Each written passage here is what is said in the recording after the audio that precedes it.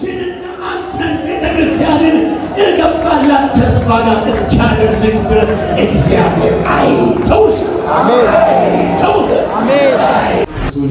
እንድትሰሙልኝ እፈልጋለሁ። የቤተ ክርስቲያን ተስፋ ምንድን ነው? የእግዚአብሔር ሕዝብ የቤተ ክርስቲያን ተስፋ ምንድን ነው ስንል የእግዚአብሔር ሕዝብ ተስፋ ምንድን ነው? ተስፋ አለን ወይ? ምንድን ነው ተስፋችን? የቤተ ክርስቲያን ተስፋ ምንድን ነው? ኤፌሶን ምዕራፍ 1 ላይ የእግዚአብሔርን ቃል ከዛ ክፍል በማንበብ እንጀምራለን። ኤፌሶን ምዕራፍ 1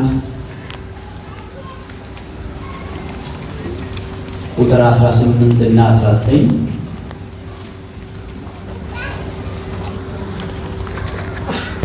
ከ15 ልጀምረው፣ ግን 18 እና 19 ላይ ያለው ላይ ነው የማተኩረው። ሐዋርያው ጳውሎስ ለኤፌሶን ሰዎች ሲጽፍ ምዕራፍ 1 ቁጥር 15 ጀምሮ ስለዚህ እኔ ደግሞ በእናንተ ዘንድ ስለሚሆን በጌታ በኢየሱስ ስለማመንና ለቅዱሳን ሁሉ ስለሚሆን መውደድ ሰምቼ ስለ እናንተ እያመሰገኑ ስጸልይ ስለ እናንተ ማሳሰብን አልተውም። የክብር አባት የጌታችን የኢየሱስ ክርስቶስ አምላክ እርሱን በማወቅ የጥበብንና የመገለጥን መንፈስ እንዲሰጣችሁ እለምናለሁ። ይህም የሚለመነው ልመና የልባችሁ ዓይኖች ሲበሩ የመጥራቱ ተስፋ ምን እንዲሆን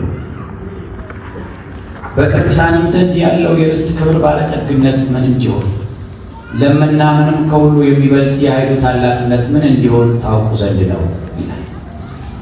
የመጥራቱ ተስፋ ዓይናችሁ በርቶ የመጥራቱን ተስፋ እንድታዩ በዚህ ጉዳይ ላይ እጸልያለሁ ይላል ሐዋርያው ጳውሎስ።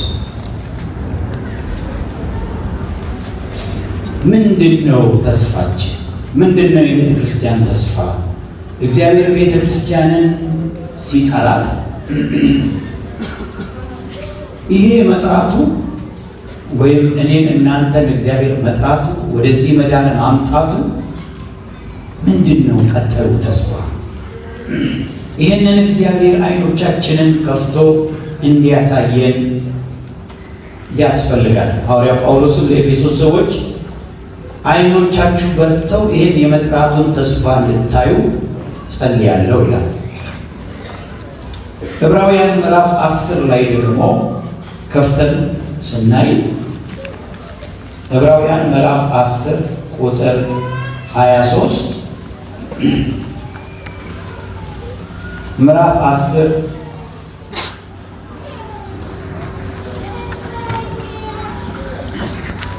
ቁጥር 23 ላይ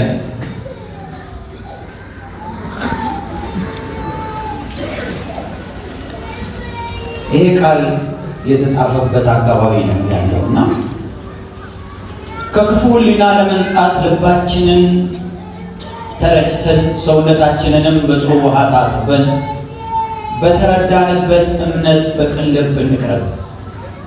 የተስፋን ቃል የሰጠው የታመነ ነውና የተስፋን ቃል የሰጠው የታመነ ነውና እንዳይነቃነቅ የተስፋችንን ምስክርነት እንጠብቅ። በአማርኛው ላይ የተስፋን ቃል የሰጠው የታመነ ነውና እንዳይነቃነቅ የተስፋችንን ምስክርነት እንጠብቅ የሚለው በተለይ የተስፋችንን ምስክርነት እንጠብቅ የሚለውን ተስፋችንን እንመስክረው እንናገረው ነው የሚለው። ሃሌሉያ! እግዚአብሔር የተመሰገነ። የተስፋን ቃል የሰጠ አምላክ አለ። ይሄ አምላክ ደግሞ የታመነ ነው። ስለዚህ የተስፋችንን ምስክርነት እንጠብቅ፣ ተስፋችንን እንናገረው። እግዚአብሔር አምላካችን የምህረት አምላክ ይባላል፣ የጸጋ አምላክ ይባላል፣ የፍቅር አምላክ ይባላል፣ ብዙ ይባላል። ሌላ የሚባለው ደግሞ በሮሜ ምዕራፍ 15 ቁጥር 13 ላይ የተስፋ አምላክ ይባላል። ሃሌሉያ! የተስፋ አምላክ ተብሎ ደግሞ ይጠራል። እግዚአብሔር የተመሰገነ ይሁን።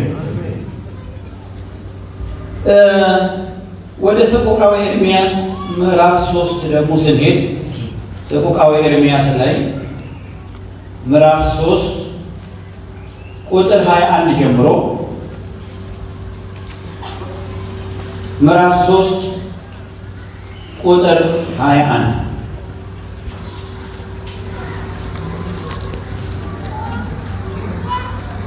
ይህችን በልቤ አኖራለሁ። እንግዲህ ሰቆቃወ ኤርምያስ የሚለው መጽሐፍ የኤርምያስ ለቅሶ ማለት ነው። በጣም በሚያሳዝን ሁኔታ ውስጥ ነቢይ ሆኖ የተነሳ ሰው ነው ኤርምያስ።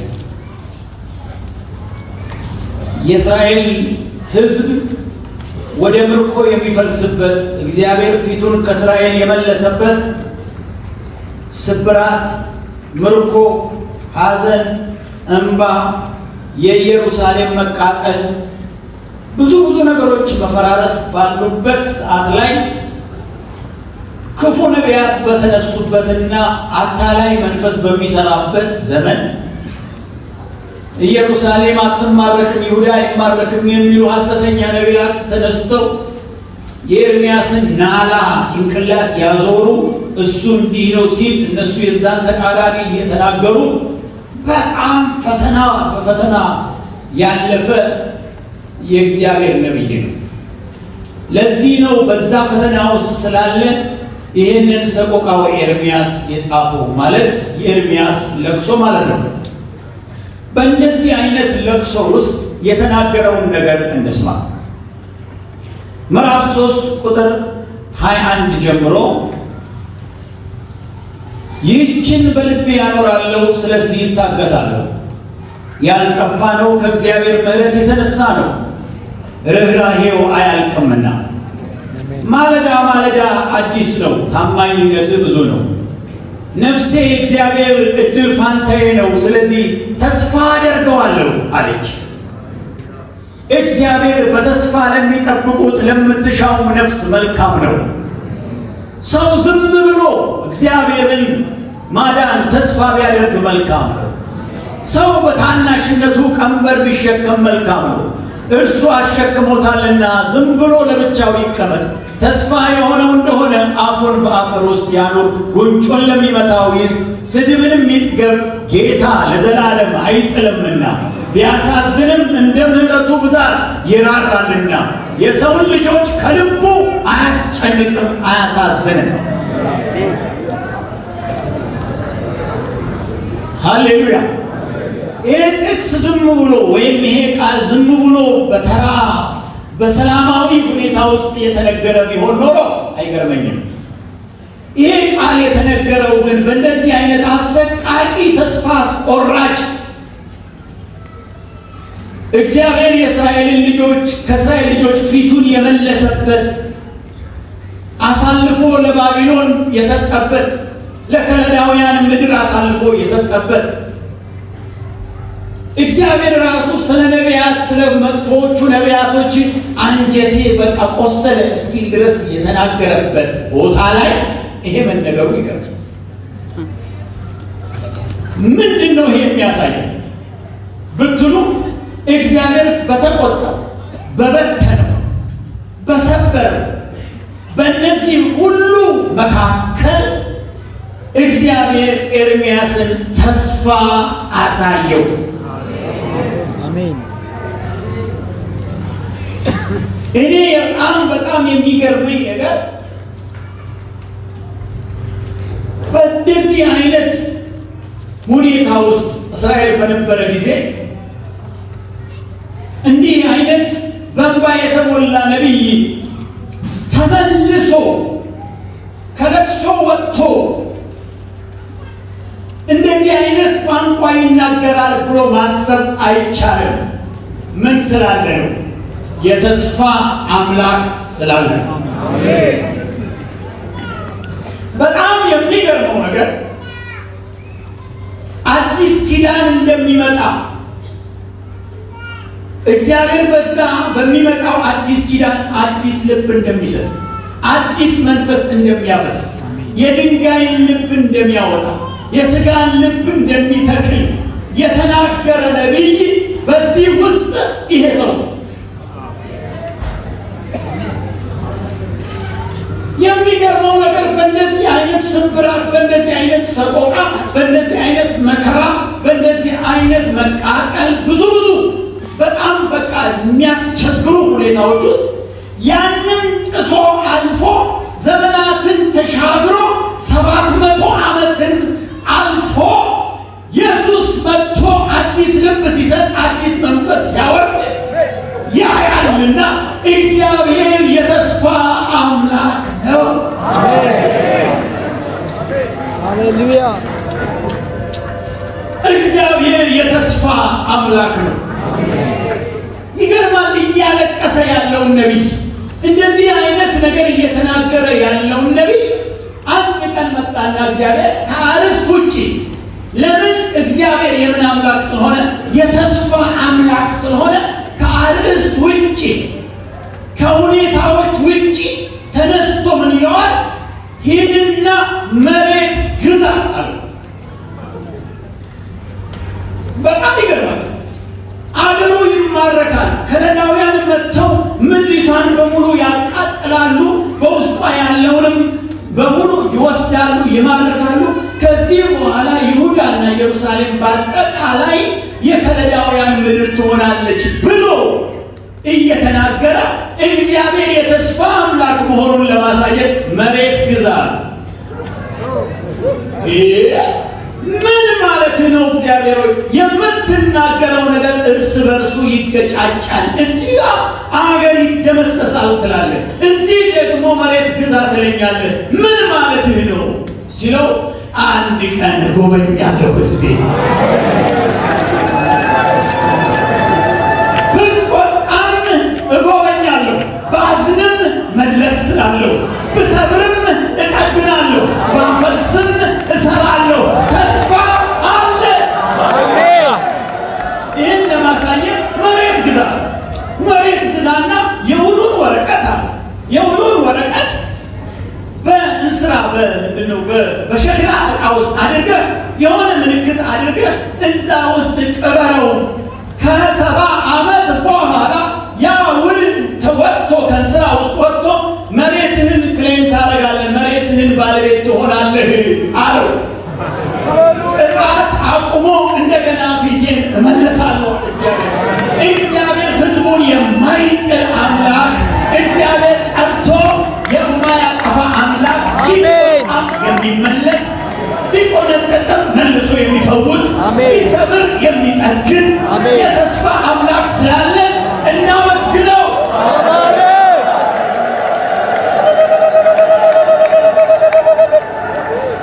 ሃሌሉያ! በጣም ይገርማል፣ በጣም ይገርማል። ስለዚህ የእግዚአብሔር ሕዝብ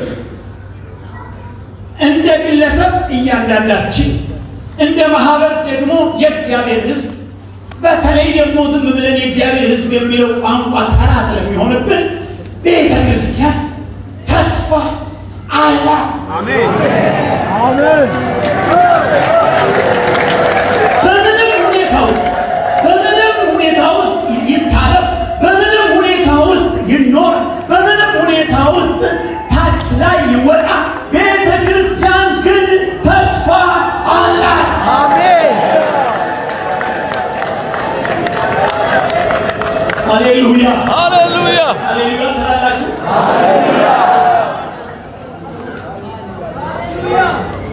ወደ ዕብራውያን ምዕራፍ 11 ልውሰዳችሁ። ይገርማል። እኔ ብሆን ኖሮ ኤርምያስ ስላለ በጣም ነበረ በተጽዕኖ ወድቀው። በተጽዕኖ ማለት ገብቷችኋል? ያ አላለም ተናገር በሚለኝ እስራኤል እንዲሆናል፣ ኢየሩሳሌም እንዲሆናል፣ ይሁዳ እንዲሆናል፣ ይፈርሳል፣ ይማረካል ብዬ መልሼ እንደዚህ አሁን እንደ ዘቆቃቤ የሚያስመራፍ 3ን ስብከት ለመስበክ እኔ በበኩሌ ታቸው እንዴት በምን አይነት ሁኔታ ሰው ከዛኛው የልባና የሰቆቃ ንግግር እንደገና ተስፋን ይናገራል። በጣም ተጽዕኖ ስር ነው። እግዚአብሔር ግን ማንቁቱን ይዞ አስገድዶ ይሆን በምንም ሁኔታ ውስጥ የእግዚአብሔር ሕዝብና የእግዚአብሔር ቤተክርስቲያን ተስፋ እንዳላት ያሳያል። አሜን። አረባካችሁ ያሳያል።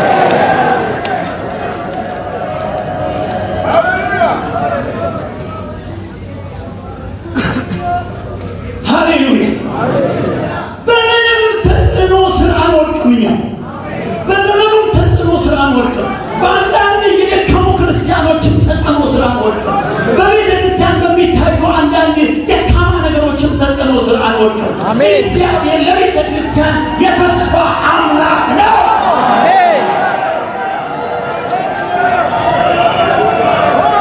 ሃሌሉያ። ምንም ሆን የሚመስል ምክንያት የለም። ቤተ ክርስቲያንን ስናስብ ሆዳችን የሚቦጫበጭበት ምንም ምክንያት የለው። እግዚአብሔር የቤተ ክርስቲያንን ተስፋ ለቤተ ክርስቲያን የተስፋ አምላክ ነው። ይህንን ዛሬ አጥብቄ እናገራለሁ። ኤርምያስ በዛ ሁኔታ ውስጥ ከተናገረ እኔ በሰላም ምድር የቤተ ክርስቲያንን ተስፋ ማልናገርበት ምን ነው? እሱ በዛ አይነት በጣም ይቻላል ወይ ብሎ አፍጣቦ በሚናገርበት ሁኔታ ውስጥ ግን እንደምንም ከተናገረው እኔ አፍ በማይጣበብበት ይሄ ሁሉ ነገር እንዲህ አብርቶ ባለበት ቦታ የቤተ ክርስቲያንን ተስፋ መናገር በጣም ቀላል ይመስለኛል።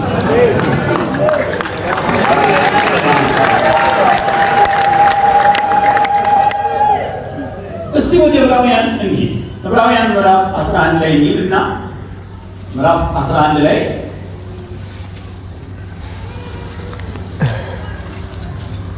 ምዕራፍ 11 ስለ አብርሃምና ሳራ የተነገረ ክፍል አለ።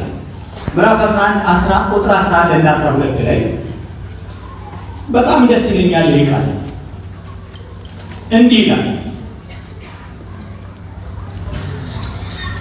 ወይ ከቁጥር 8 ላውደው ግን 11 እና 12 ነው የምናተኩርበት። አብርሃም የተባለው ርስት አድርጎ ሊቀበለው ወዳለው ስፍራ ለመውጣት በእምነት ታዘዘ። ወዴትም እንደሚሄድ ሳያውቅ ወጣ።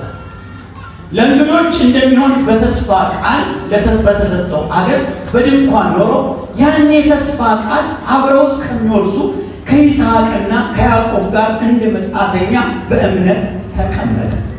መሰረት ያላትን እግዚአብሔር የሰራትንና የፈጠራትን ከተማ ይጠብቅ ነበር።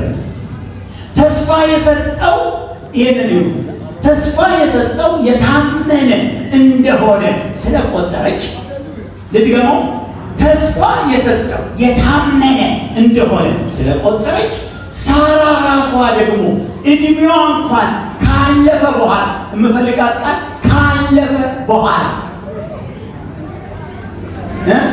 ካለፈ በኋላ ዘርን ለመጽነስ ኃይልን በእምነት አገኘች። አሜን ሉያ አንዴ ሃሌሉያ። ተስፋ የሰጠው የታመነ እንደሆነ ስለቆጠረች ሳራ ያ የሴት ወግ የመውለድ ወግ ካለፈ በኋላ ዘርን ለመጽነስ በእምነት ኃይልን አገኘች ነው። እዚህ ጋር እግዚአብሔር የሚያስተምረን ቃል ምንድነው? የተስፋን ቃል የሰጠው የታመነ ነው። እድሜዋ ካለፈ በኋላ የሚለው ለቤተ ክርስቲያን የሚረፍድ የሚያልፍ ጊዜ የለም እላለሁ። አሜን።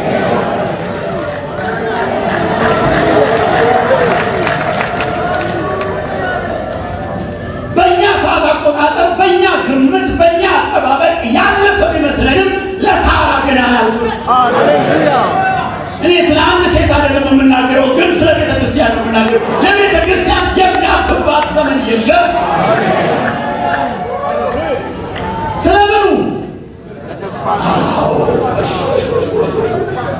ስለምኑ እዚህ ጋር ጉልበት ያለው የሳራ ማህፀን አይደለም፣ የአብርሃምም ወንድነት አይደለም፣ የማንም አይደለም።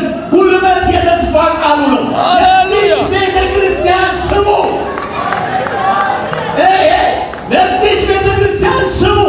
እኔ አይደለሁም ጉልበቷ፣ አንተ አይደለም ጉልበት። እዚህ ጋር ጎበዝ ሰባኪ አይደለም ጉልበት፣ ጎበዝ ዘማሪ አይደለም ጉልበት።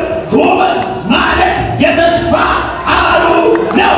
ሃሌሉያ ሃሌሉያ ሃሌሉያ ሃሌሉያ ሃሌሉያ ሃሌሉያ። እግዚአብሔር ተስፋ ቃሉ ምን ስለሆነ የታመነ አስረግጡና አሁንም በሉ የታመነ ሃሌሉያ።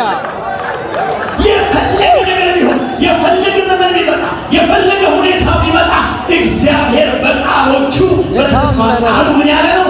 የታመነ ነው። የታመነ ነው። ሃሌሉያ ተባረክ ኢየሱስ። የታመነ ነው።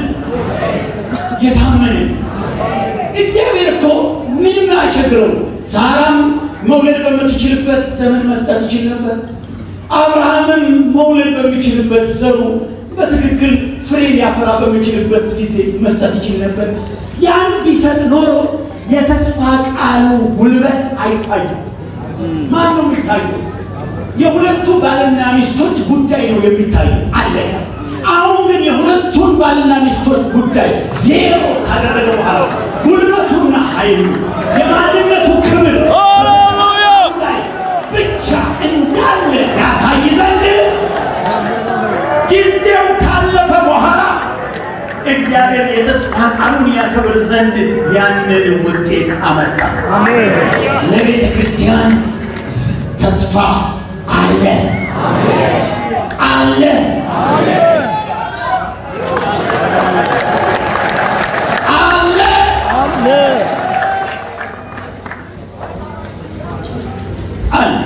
ሃሌሉያ። ምክንያቱም የእግዚአብሔር ቃል በሕዝቅኤል ምዕራፍ 12 ቁጥር 25 ላይ የተናገረው ይፈጸማል እንጂ ከቃሉ የሚወድቅ አንዳች የለም ይላል።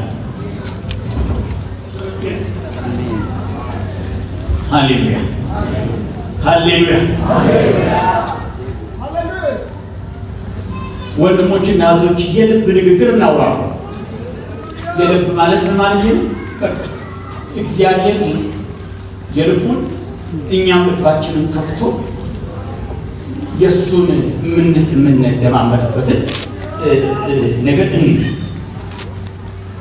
ወንድሞች እህቶች፣ በሃይማኖት አይደለም የተጠራ ነው። ከብዙ ሃይማኖት መካከል እንደው እንደ ዕጣ ደርሶን እዚህ ሐዋርያት ቤተ ክርስቲያን አይደለም የመጣ አይደለም። በትልቅ የእግዚአብሔር ዓላማ በትልቅ ጥሪ የተጠራ ሰዎች ነው። አሜን ሃሌሉያ። በትልቅ የእግዚአብሔር ዓላማ በትልቅ ጥሪ የተጠራ ሰዎች አሜን። ምንም እንሁን ምን ውለን የምንገባበት የሥራ መስክ ውለን የምንገባበት ቤት ወይም ሰፈር እሱን ተው። ሃሌሉያ። መልካችንን እድሜያችንን ተው። ነገር ግን በትልቅ ዓላማ በትልቅ ጥሪ እግዚአብሔር ልዩ አድርጎ የጠራን ሰዎች አሜን። ተስፋችን ትልቅ ነው። አሜን።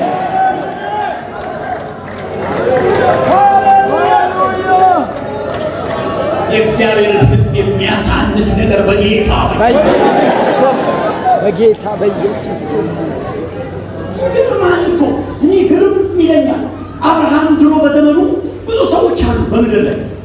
አብርሃም ብቻውን አይደለም የሚኖረው፣ ብዙ ሰው አለ፣ ይንቀሳቀሳል። ወደዚህም የሚሄድ አለ፣ ወደዚያም የሚሄድ አለ። ይገርማችኋል፣ ይህ አብርሃም የሚባል ሰው አንዲት ሳራ ከምትባል ሚስቱ ጋር ቤት የለው ምን የሌለው ሰውዬ በሚጓዝበት ጊዜ ነገስታት ይይዙት ይይዙትና ነገስታት እኮ ነው የሚለው መጽሐፍ ቅዱስ ይይዙትና እባክህ ከእኛ ጋር ቃል ኪዳን አድርግ። ሰው እኮ ያልፋል፣ ወደዚህም ይሄዳል፣ ወደዛም ይሄዳል። እዛ ከተማ አድሮ ይወጣል፣ ይገባል። ይሄኛው ሰውዬ ግን ሲገባ ይይዙታል። መልኩ አይደለም ወይ ሌላው ነገር አይደለም። አንድ ተሸክሞት የሚሄደው ነገር አለ። ምንድን ነው? የተስፋ ቃል ተሸክሟል። አብርሃም ቢሆን ያለው ነገር አለ ወደፊት። አብርሃም ቢሆን ያለው ነገር አለ ወደፊት። እዚህ ምድር ብቻ ሳይሆን ሰማይ ጭምር የሚናገርለት ሰው ነው። እዚህ ቤተ ክርስቲያን እዚህ ምድር ላይ ብቻ ሳይሆን ሰማይ የሚናገርላት ባለ ትልቅ ተስፋ ነች።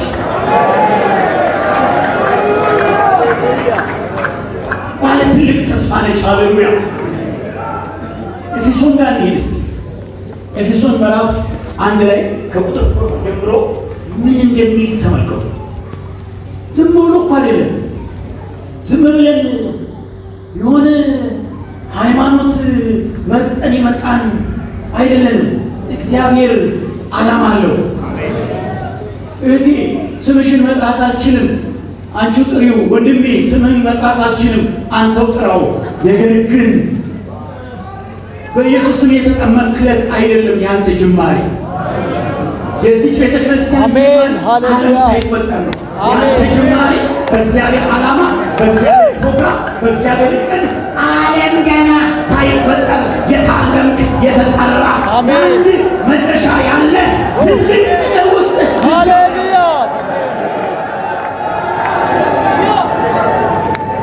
ኦ ሃሌሉያ። ግዴላችሁ ስሙኝ። ያላችሁበትን ሁኔታ ያላችሁበትን ትግል ሁሉ አወራለሁ። ዝም ብላችሁ ስሙ። እሱን ሁሉ እያለ ነው ይህን አወራው። ኤፌሶን ምዕራፍ 1 ላይ ከቁጥር 3 ጀምሮ ትልቁ በረከታችን ይሄ በተለያዩ ሃይማኖቶች ሰዎች ብዙ ቁሳቁሳዊ የሆነ ትንቢት፣ ቁሳቁሳዊ የሆነ ንግግር፣ ቁሳቁሳዊ የሆነ መዝሙር፣ ቁሳቁሳዊ የሆነ ስብከት እንደሚሰብኩት ሳይሆን የዚህ ሕዝብ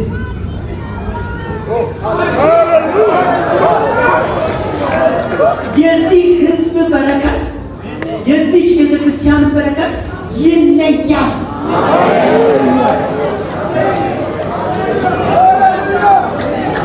ምኑ ስለሚለይ መሰላችሁ? አጠራሩ ስለሚለይ በረከቱም ይለይ። እንደዚህ ይላችኋል መጽሐፍ፣ በክርስቶስ በሰማያዊ ስፍራ በመንፈሳዊ በረከት ሁሉ የባረከን የጌታችን የኢየሱስ ክርስቶስ አምላክና አባት ይባረክ። ምንድን ነው በረከታችን? ዓለም ሳይፈጠር በፊቱ ቅዱሳንና ነውር የሌለን በፍቅር እንሆን ዘንድ በክርስቶስ መረጠን። ወይ በበጎ ፈቃዱ እንደወደደ በኢየሱስ ክርስቶስ ሥራ ለእርሱ ልጆች ልንሆን አስቀድሞ ወሰነን። በውድ ልጁም እንዲያው የሰጠን የጸጋው ክብር ይመሰገን ዘንድ ይህን አደረገ። በውድ ልጁም እንደ ጸጋው ባለጠግነት መጠን በደሙ የተደረገ ቤዛነታችንን አገኘን። እርሱም የበደላችን ስርየት፣ ጸጋውንም በጥበብና በአእምሮ ሁሉ አበዛለን። በክርስቶስ ለማድረግ እንደወደደ እንደ ሐሳቡ የፈቃዱን ምስጢር አስታውቆናልና በዘመን ፍጻሜ ይደረግ ዘንድ ያለው ሐሳቡም በሰማይና በምድር ያለውን ሁሉ በክርስቶስ ለመጠቅለል ነው።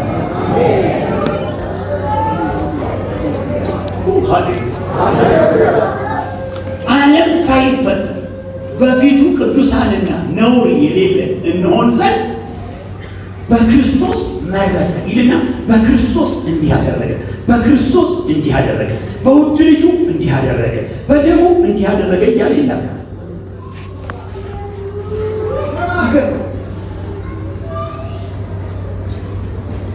እስቲ አንድ በጣም ለብዙዎቻችን ጆሮ የተለመደ ሊመስል ማቴዎስ 16:18 ምንድን ነው? አንተ ጴጥሮስ በዚህች ዓለት ላይ ስሙ ወረደው ብለን ቤተ ክርስቲያኔን እሰራለሁ። አንደኛው ቤተ ክርስቲያንን እሰራለሁ አይደል? ቤተ ክርስቲያኔን ንብረት አለ፣ ንብረት ነው። ሁለተኛ እሰራለሁ። ሰሪ ማን ነው? ያችን እኔ የምሰራትን ቤተክርስቲያን ደግሞ የገሃነም ደጆች አይችሏትም ወይ አያሸንፏት። አንደኛ ትልቁ ተስፋችን እቺ ቤተክርስቲያን የማን ናት? አልሰማሁም። እርግጠኛ ናችሁ? የዚች ቤተክርስቲያን ባለቤት ማን? እርግጠኛ ናችሁ? አይደለም። እርግጠኛ ናችሁ? እኔ ሞት ይሄ ብቻ ይበቃል፣ ይሄ ብቻ ይበቃል። ወደ ቤት ይሄ በእውነት እቺ ቤተ ክርስቲያን የኢየሱስ ናት ወይ?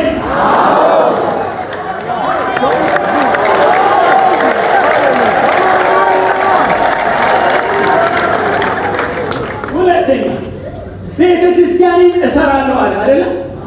ትሰሩልኛላችሁ ማለት ነው። እሰራለሁ ነው ያለ። የዚህ ቤተ ክርስቲያን እንዲህ ብዬ ለመናገር ቢያስቸግረኝም ዋናው ኮንትራክት ባለቤትም የመስራቱን ሙሉ ኮንትራክተር የወሰደ ኢየሱስ ነው። ይሄ እንደ ሰፈራችን አጭበርባሪ ኮንትራክተሮች መሀል ላይ ገንዘቡን በልተው እንደሚሄዱ እንደሚጠፉ አይደለም። ይሄ ሰርቶ የሚጨርስ ደግሞ የገሃነም ደጆች የማይችሏት አድርጎ የሚያጠናቅቅ እንደገና ደግሞ በሰዓቱ የሚያስረክብ የማይረፍድበት አሜን። ደግሞ እነዚህ ኮንትራክተሮች በላስቲክ ሸፍነው አይደለም የሚሰሩት፣ እሱ ደግሞ በክርስቶስ ሸፍኖ ሃሌሉያ። እችን የተዋስኳት ወንድም አለማው ሲሰብክ በጣም ተባረክ። መጨረሻ ነው የሚገልጣት ቤተክርስቲያን በክርስቶስ ሸፍኖ እየሰራ መጨረሻ ላይ ይገልጣል። ይህ ነው ተስፋ። የቤተ ክርስቲያን ተስፋ ምንድን ነው ብትሉ መጨረሻው ላይ ያገናኛል።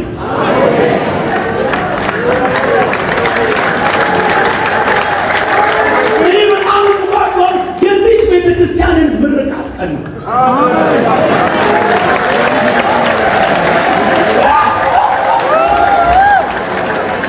መላእክት ተገርሞ፣ ሰው ተገርሞ፣ ፍጥረት ተገርሞ፣ ምድር ተገርሞ፣ ከምድር በታች ያለ ተገርሞ፣ ይህንን አጠናቅሮ ዓለምን አስገርሞ የቤተ ክርስቲያን ተስፋ ትልቅ ነው።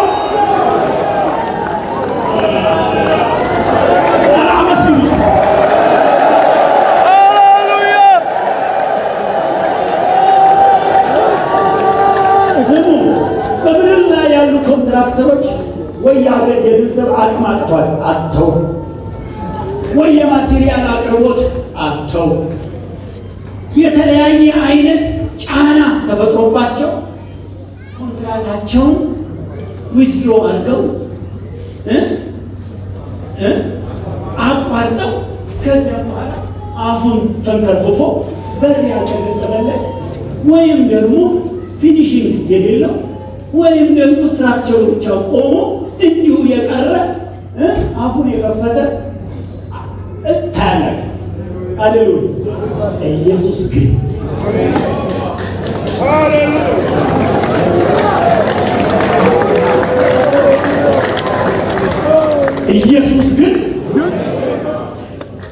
ያስገርማል። እውነት ያስገርማል። ይህንን በቃ ስበክ ነው የሚል የተስፋ አምላክ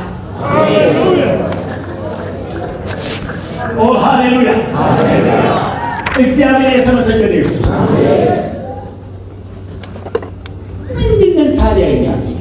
እኔ እዚህ ጋር የቆምኩት ሰውዬ ምንድን ነው? እሱ እሰራለሁ ካለ እዚህ ያሉ ቄሶች ምንድን ናቸው? እዚህ ያሉ ዘማሪዎች ምንድን ናቸው? እኔ እሰራለሁ ተስፋ ሰባኪ ነው። ምንድን ነው? የካህንም ልጆች አይችሏትም ብሎ እኔ የምሰራት ብሎ ከፎከረ ምንድን ነው? እኛ ስገቡን የምንሰበከው የምንቀለሰው ስነ ስርዓት ያዘ ተስተካከል እየተባለ የምንሰበከው እሱ የሚሰራው። እስቲ አንድ ጥቅስና ዮሐንስ ወንጌል ምዕራፍ 6 ጋር ዮሐንስ ወንጌል ምዕራፍ 6 ሃሌሉያ። የዮሐንስ ወንጌል ምዕራፍ 6 ላይ ከቁጥር 1 ጀምሮ እናነባለን። አንድ ትምህርት ስላለው ጌታ ነው። ታሪኩ ትምህርት ነው። ምን ይላል? ከዚህ በኋላ ኢየሱስ ወደ ገሊላ ባህር ማዶ ተሻገረ። እርሱም የጥብርያዶስ ባህር ነው። በበሽተኞችም ያደረገውን ምልክቶች ስላዩ ብዙ ሕዝብ ተከተሉት። ኢየሱስም ወደ ተራራ ወጣና በዚያ ከደቀ መዛሙርቱ ጋር ተቀመጠ። የአይሁድ በዓለም ፋሲካ ቀርቦ ነበር። ኢየሱስም አሁን ከዚህ በኋላ በደንብ ተከታተሉ። ኢየሱስም ዓይኖቹን አንስቶ ብዙ ሕዝብ ወደ እርሱ ሲመጣ አየና ፊልጶስን እነዚህ እንዲበሉ እንጀራ ከወዴት እንገዛለን አለው ይልና ራሱ ሊያደርግ ያለውን ያውቅ ነበርና ሊፈትነው እየተናገረ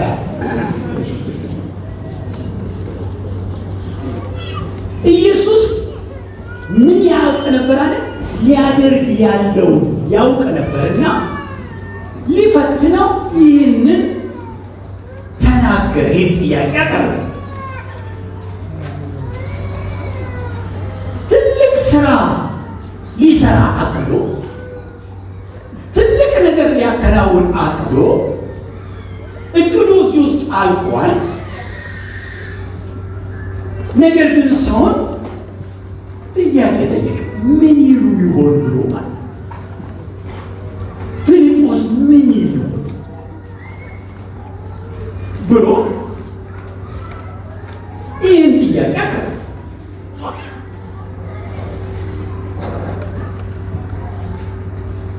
ከወዴት እንገዛለን?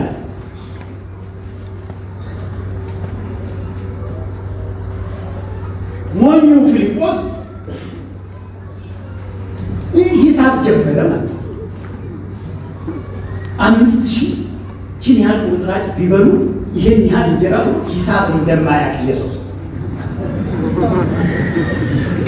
ሊያግዘው በሂሳብ ሊያግዘው ይህን ያህል ጥቂት እንኳን ቢበሉ ይህን ያህል ገንዘብ ይፈጃል። 100 ዲናር ማትስ ከዛ ሂሳብ ውጭ ነው። እሱ ኦልሬዲ ምን አድርጓል?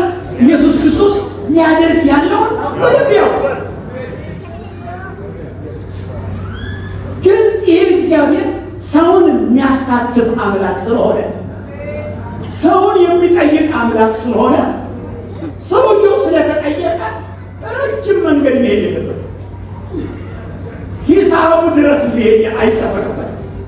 እኔ በጣም የማደንቀው ሰው ማን ነው በሉ? ሕዝቅኤል አጥንት ሸለቆ ወሰድን። እዛም እግዚአብሔር ሊያደርግ ያለው ያውቃል። የተበታተነ አጥንት፣ ዓይን እዛም አሉ፣ ጥርስ እዛም አሉ፣ እግር እዛም አሉ፣ ብትንትን ያለ የማን ማን መሆኑ የማይተዋወቅ እዛ መካከል ወሰደና ሕዝቅኤል እነዚህ በሕይወት ይኖራሉ ሲለው ጊዜ ሂሳብ አልተናገር። አንተ ታውቃለህ።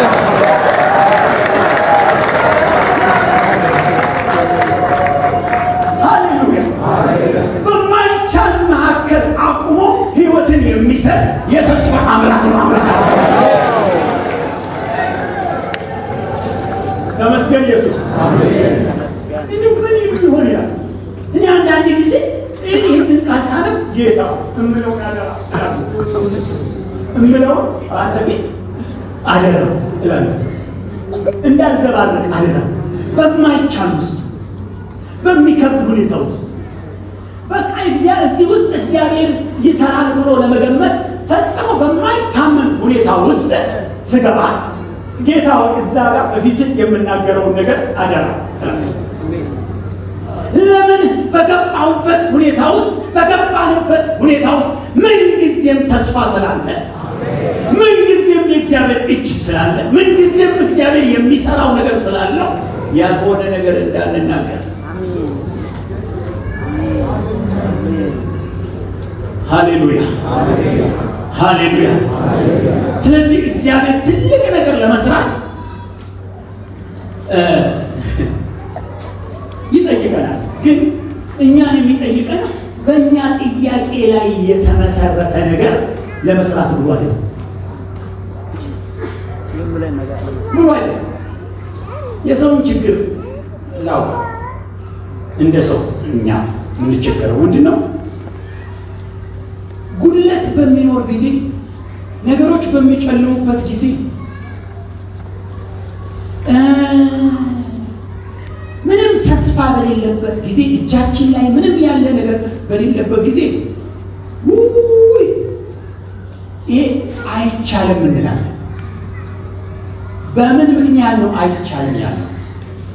እጃችን ላይ ያለውን መዝነን ነው አይደል? ሌላው ችግራችን ደግሞ እጃችን ላይ ዳጎስ ያለ ነገር ወይም ውስጣችን ዳጎስ ያለ ነገር ደግሞ ሲኖር ይቻላል እንላለን። ሁለቱም እኛ ላይ ባለ ነገር ላይ ነው አይቻልምም ያለው ይቻላልም ያለው እንጂ እግዚአብሔር ላይ አይደለም። ስለዚህ እግዚአብሔር ምን ያደርጋል መሰላችሁ? እጃችን ላይ ምንም በሌለ ነገራችን ሁሉ በጨለመ ሰዓት ላይ አይቻልም ስንል እኛን ነው እያምን ያለን፣ እኛ ጋር ያለውን ነው ተስፋ እያደረግን ያለን። የእኛ ነገር ያንን እግዚአብሔር አይሰራበትም። አለ ብለን የምናስበውን ነገር ደግሞ እግዚአብሔር አሁን ይሰራል። ውሸታችንን እግዚአብሔር አይደለም ይሰራል ያለው፣ እጃችን ላይ ያለው ነገር ነው ይሰራል ያለው። ያን ጊዜ በዛ ሳይሰራ ይቀራል። በባዶነታችንም ሳይሰራ ይቀራል፣ በሙላታችንም ሳይሰራ ይቀራል። ምክንያቱስ እግዚአብሔርን ሳይሆን ተስፋ ያደረግነው እጃችን ላይ የሚንቀሳቀሰው ነው ተስፋ ያደረግነው። የቤተ ክርስቲያን ተስፋ ግን ኢየሱስ ብቻ ነው። አሜን ሃሌሉያ ሃሌሉያ። ቅድም እንዳልኳችሁ እስቲ ያነሳነውን አብርሃምን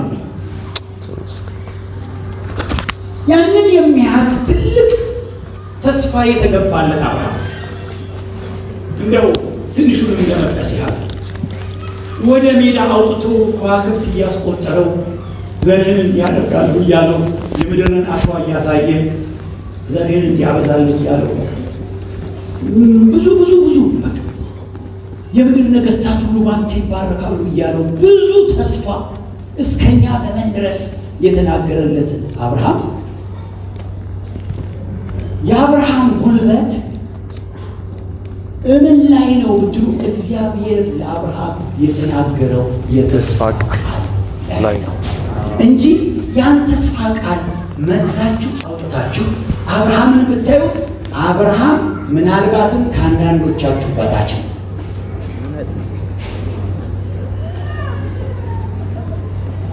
እንዴት ነው አብርሃም ይህንን የሚያህል የተስፋ ቃል የተሸከመ አብርሃም ያን ተስፋ ቃል ተሸክሞ ትንሽ እንደሄደ በእሱና በወንድሙ ልጅ በሎጥ መካከል ጠብ ሆነ ይላል። የመንጋ ጠብ ነው።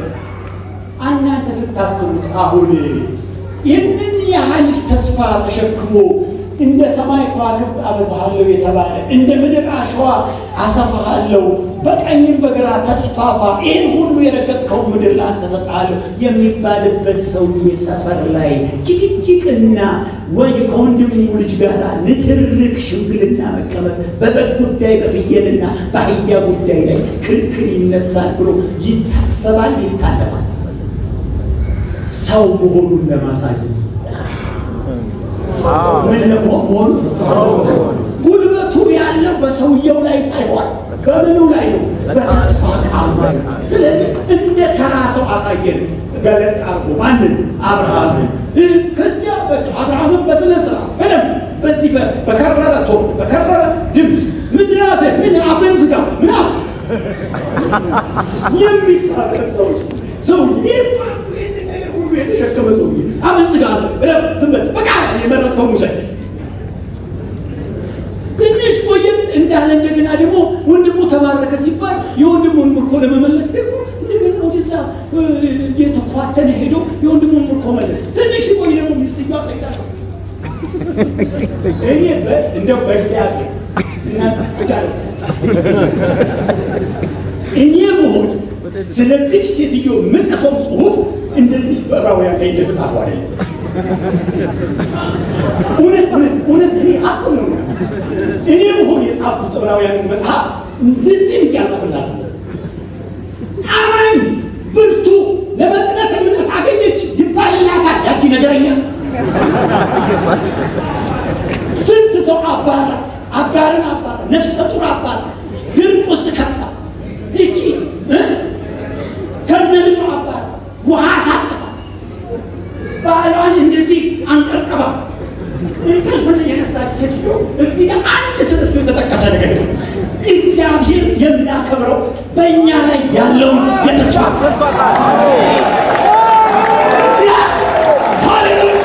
ስለዚህ ዛሬ እናገራለሁ። የምትከሰስ ሁሉ አንሳለሁ። እግዚአብሔር የሚያውቅ ኢየሱስ የሚያውቅሽ ተስፋ ቃሉ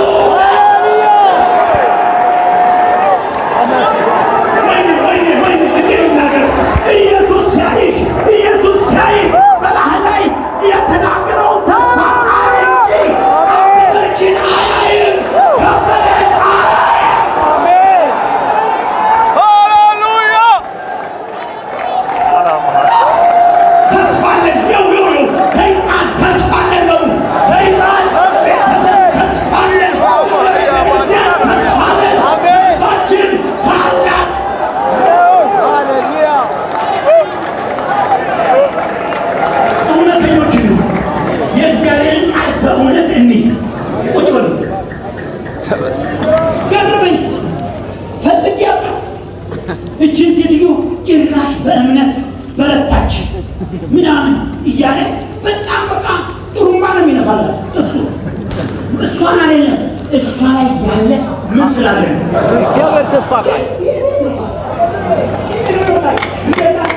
እንደናንተው የሚታገል ምን በቃ ቀበሌ ሱቅ ምናምን ትዝ ሽሮ ለመግዛት ስንዴ ለመግዛት ምናምን ለመግዛት የሚንቀሳቀስ ከዛም ደግሞ ችግር ያለበት ቤት ሲመጣ ባሉ እንደሚገባው ያልሆነ ሚስቱ እንደሚገባ ያልሆነች አይነት ነገር አንዳንድ ጊዜ እረኛም መሀል ገብቶ ተውተው የሚልበት በዛ ነው የእግዚአብሔር ቃል የሚንቀሳቀሰው። ያ ነው ሞተሩ፣ ያ ነው ሞተሩ አይደለም። የዚች ቤተ ክርስቲያን ሞተር የተስፋ ቃሉ ነው። ለሚሰራችሁ ወንድም ደግሞ ዛሬ ለጠባችን፣ ለክርክራችን፣ ለጭቅጫቃችን ላይሰንስ ሰጥቶታል፣ ፈቃድ ሰጥቶታል እንድትሉኝ ነው ወይ? አይደለም።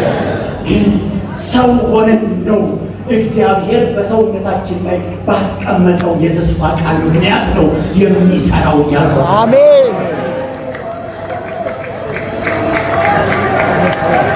ሃሌሉያ ለቤተ ክርስቲያን ተስፋ አለ ብለን የምንሰብከው ያለ ነው የእናንተን ቁመት ለክተን አይደለም። ገብቷችሁ? ከዚያም በኋላ ተስፋ አለ አንተ እንኳን የለም የምንልበት አንዳንዱን እየጣል አንዳንዱን የምናነሳበት አይደለም። የእግዚአብሔር ልክ ሌላ ነው፣ የእግዚአብሔር ሌላ ነው። ሃሌሉያ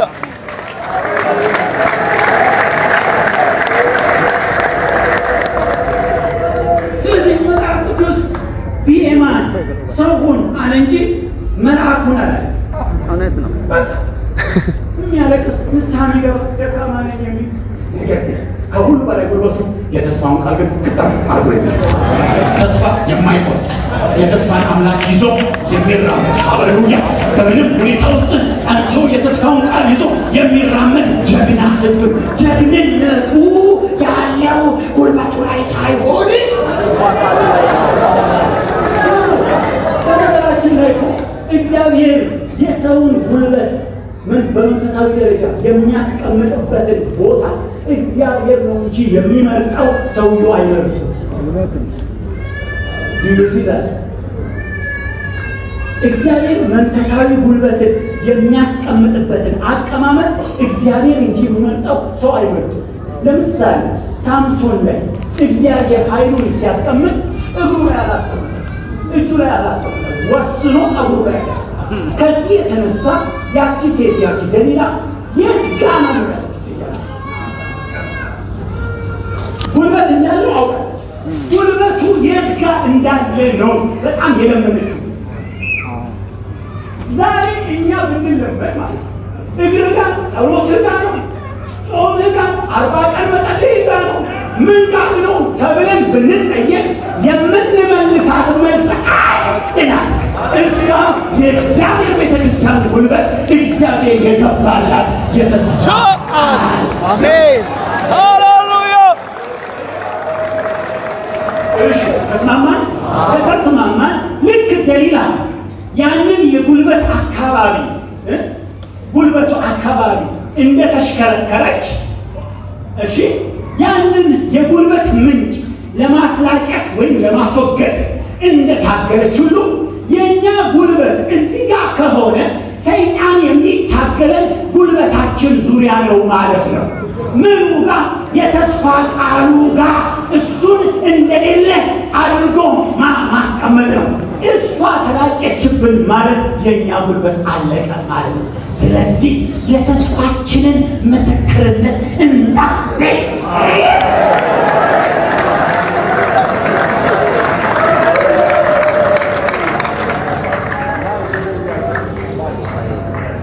አሜን አሜን። አባባሌ የሚገባ ከሆነ ሃሌሉያ ሃሌሉያ። ጌታ ኢየሱስ ይመስገን። አሜን።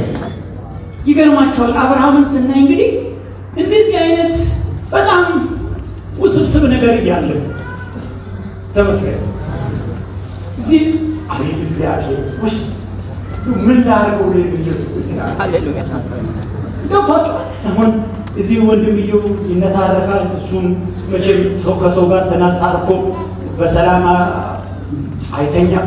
እኛ አሁን ከሰው ጋር ብንነታረክ ማታ ለመጸለይ ብናስብ ኢየሱስ ጌታሱ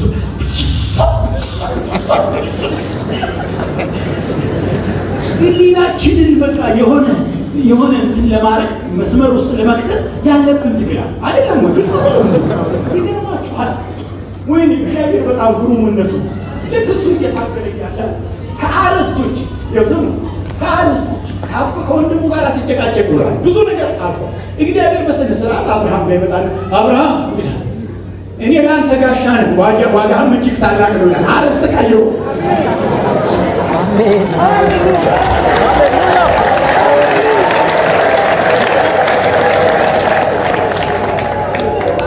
ኢየሱስ አንጀቴ አያሰኝም። ኢየሱስ አርስት ቀይሮ እዚህ ጋር መጸለይ አለመቻሉን እና ኢየሱስ በቃ ሊናይ መንፈስ ይሁን በቃ በጌታ በኢየሱስ በቃ መጥፋቴ ነው ይላል። መጥፋቴ ነው ይላል። እግዚአብሔር መጥቶ ትልቁን አርስ ያመጣል። አብርሃም አንተ በፊት የተመላለስ ፍጹም ሆን እኔ ለአንተ ጋሻ ነኝ ይለዋል። ዋጋህም እጅግ ታላቅ ነው። ወሬ አታብዛና ተነሳና ሂድና ዋኖሶች እንደዚህ አይነት ምናምን እንደዚህ አይነቶችን ፈላልግና ለእኔ ሰዋለኝ፣ እኔ ቃል ኪዳኔን እጠብቃለሁ ይላል እግዚአብሔር። እግዚአብሔር ይመጣና ምን ይለዋል መሰረት? እኔ ቃል ኪዳኔን እጠብቃለሁ ይላል። ሁልጊዜ እግዚአብሔር ወደዚች ቤተክርስቲያን እየመጣ የሚናገረው ነገር ቢሆን እኔ እግዚአብሔር ቃል ኪዳኔን እጠብቃለሁ። አሜን ሃሌሉያ ተመስገን ኢየሱስ። እግዚአብሔር ትልቅ ነው፣ በጣም ትልቅ ነው። እግዚአብሔር ልዩ ነው። እግዚአብሔር የምናመልከው አምላክ በእውነት የዚች ቤተክርስቲያን አምላክ ልዩ ነው። የሚነጋገረው ቋንቋም ከዚች ቤተክርስቲያን ጋር የሚነጋገርበት የንግግር ቋንቋም ይለያል። ክብረጃ የለውም። የሌላውን አይኮርጅም። የተለየ ድምፅ ነው ያለው። የተለየ እንትንም ነው ያለው። ይሄ ምንድን ነው? ጣቢያውም ይለያል፣ ቋንቋውም ይለያል።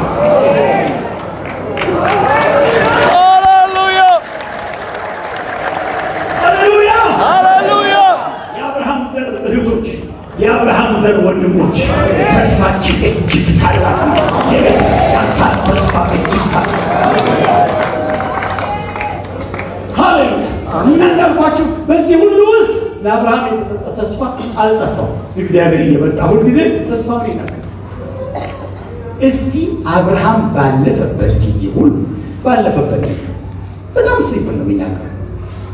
እንደው እሱ በጸለየበት በጾምበትና በጸለየበት አጭር ንግግር ሲናገር አልሰማችሁ? በጣም አጭር። አሁን አብርሃም ቤት በተፈጠረ ችግር ሳራና አብርሃም እንደዛ አጋርም ሲነታረቁ ማለት ነው።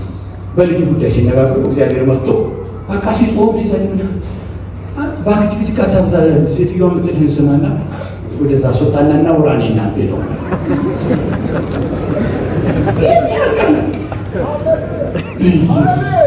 እኛ ናላችንን የሚያዞረን ነገር እረኛችንን ሆናችን እባክን ምንድነው ነገር እግዚአብሔር ወዴት ነው የሚያዞረው ያለው? እግዚአብሔር ወደ አሰበልን የተስፋ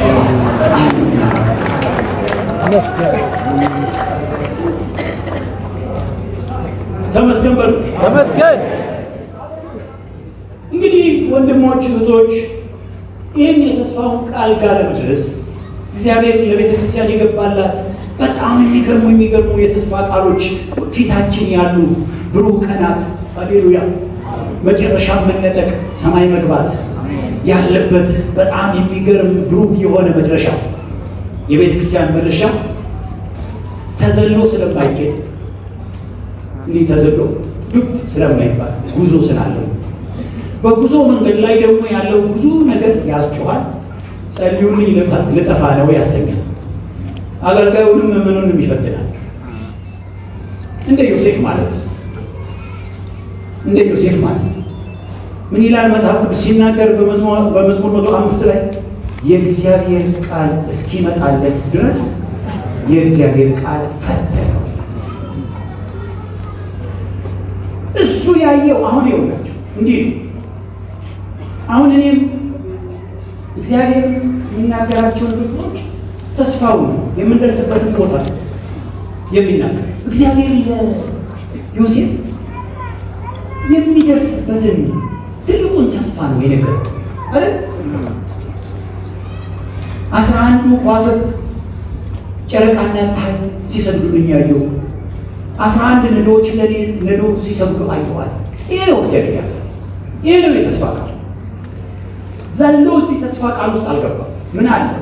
ጉዞ አለ፣ መንገድ አለ። ይህን መንገድ ላይ የተፈጠሩ ነገሮች በጣም ከባባዶች ናቸው። ሊገደል ሲል እንደምንም ተሸጠ። ከመሸጥ በፊት ጉድጓድ ውስጥ ገባ። ከጉድጓድ ወጣ፣ ተሸጠ። ከተሸጠ በኋላ ጲጥፋራ ቤት ገባ። ጲጥፋራ ቤት ያቺ ሴት ተነሳችበት፣ በእሷ ምክንያት እስር ቤት ገባ። እነዚህ ሁሉ ካለፉ በኋላ ነው እዛ የተስፋ ቦታ ላይ የደረሰው። በጣም ደስ የሚለው ነገር ይህ ሰው የሆነ ቦታ ላይ ተስፋ መቁረጥ ነበረበት። የሆነ ቦታ ላይ መውደቅ ነበረበት። እኔ የዮሴፍ ብርታት ነው አልልም፣ ይቅርታ አድርጉልኝ፣ አልልም ሙቀሱ ይተፈለጋል።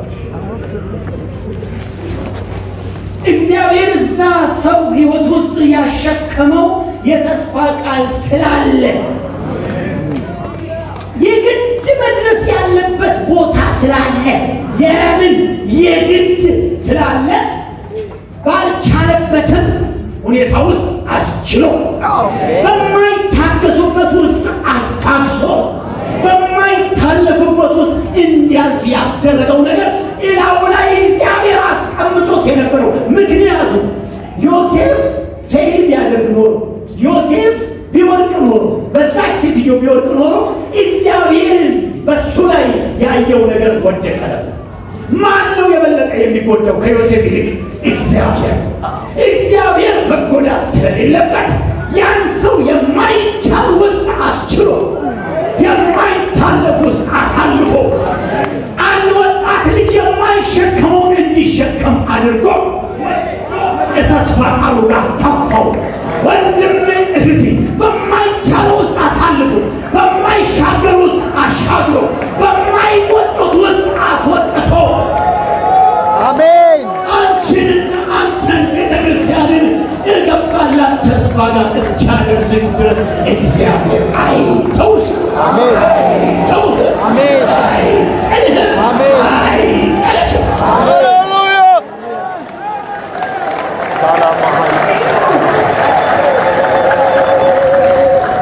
ለዚህ ነው መጽሐፍ ቅዱስ እንዲህ የሚለውን ቃል አስቡት።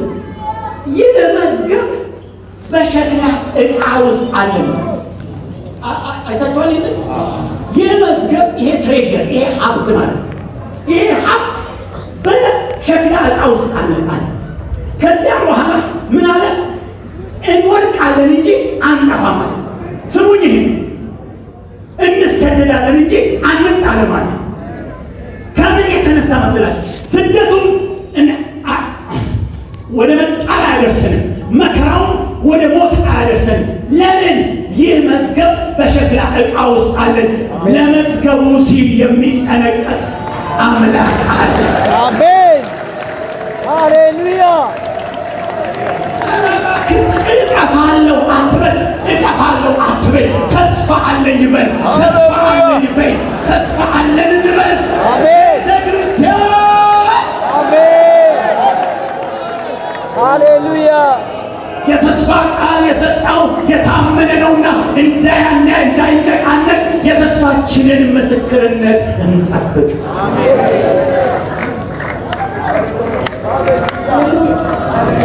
ሃሌሉያ። ወንድሞች እንዳይጋጭብን ትናንትም ዛሬም ስንሰማ የነበረን የመቀደስ የመለወጥ ራስን ለእግዚአብሔር የመስጠት ነገር የሚጣረስ ወይንም የሚቃረን ነገር አይደለም የምናገረው ያለሁት። በዚህ ተስፋ መጽሐፍ ቅዱስ ምን እንደሚሳት ታውቃላችሁ? እኔ ደግሞ በሌላ ቨርዥን በሌላ አባባል ላስቀምጠው። ምን ይላል? ይህ የተስፋ ቃል ካለን እኛ ደግሞ ስጋችንና ነፍሳችንን ከሚያረክስ ነገር ሁሉ ራሳችንን እናንጻ ይላል። ምኑ መሰላችሁ ወደ መንጻትና ወደ ቅድስና የሚወስደን? ተስፋውን ብለን ተረደኝ አጠለኝም ሰይጣን ዘረግ ብለን በደንብ መሬት ረግጠን የምንጓዝ ክርስቲያኖች ወዳችን እየተንቦጫቦጨ እንዴት ድረስ ሲሆን ሰማይ እንዴት ገባ ይሆን እንዴት መንግሥተ ሰማያትን እያልን የምንጓዝ ሳይሆን የተስፋን ቃል የሰጠው የታመነ የምንሄድ ሰዎች ነን። ሃሌሉያ።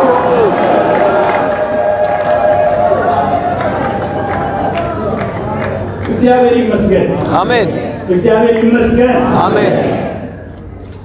ስለዚህ እንደ ዮሴፍ እንዳልኩት ዮሴፍ የተሸከመው ተስፋ አለ። ዮሴፍ የተሸከመው ቃል ኪዳን አለ። ስለዚህ እግዚአብሔር ያየለት ነገር አለ።